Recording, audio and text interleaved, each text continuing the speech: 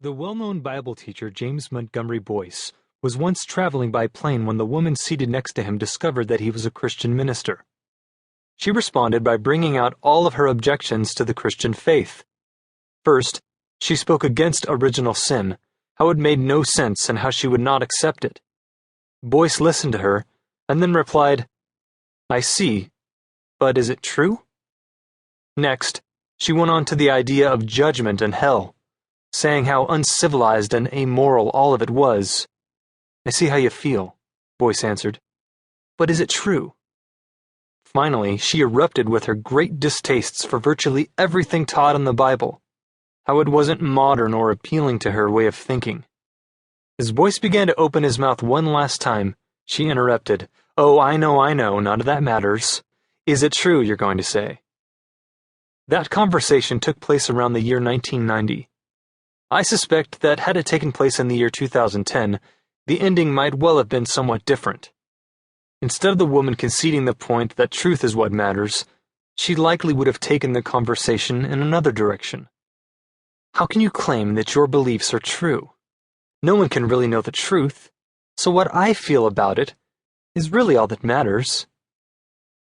The point is that if Christians are to communicate the gospel truth to today's postmodern generations, we will likely have to do more than simply state the truth. In many cases, it will not suffice to hold forth our Bible and walk friends down the famous Romans Road series of evangelistic verses. In addition, and often beforehand, we will need to answer questions such as, why should I accept that the Bible is true? And that may be true for you, but why should it be true for anyone else? These are questions concerning epistemology, that is, our beliefs and assumptions about knowledge and truth. Prior to giving our witness to Christian truth, we will often have to present clear Christian views about truth itself.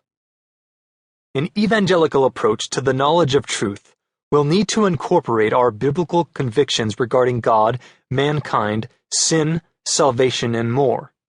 Some might object that beginning with our beliefs injects subjectivity into the question, since our theory of truth presupposes certain truths.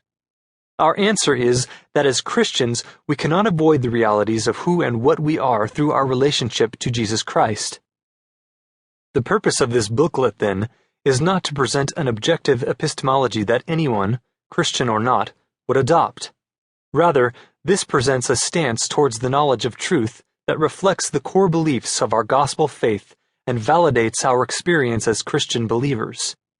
In other words, this chapter presents how we as Christians answer the questions regarding the knowledge of truth. Wouldn't it be better, some will ask, to meet our unbelieving neighbors on an objective epistemological common ground? The answer is that no such objective common ground exists that does not require Christians to ignore the lordship of Jesus. This we cannot honestly do. So are we left with nothing to say except the missionally frustrating, "You have to be born again to understand"? Not at all. Just as Christians have a gospel message to share with the world, we also have a God and Christ-centered answer to important questions about knowing and truth.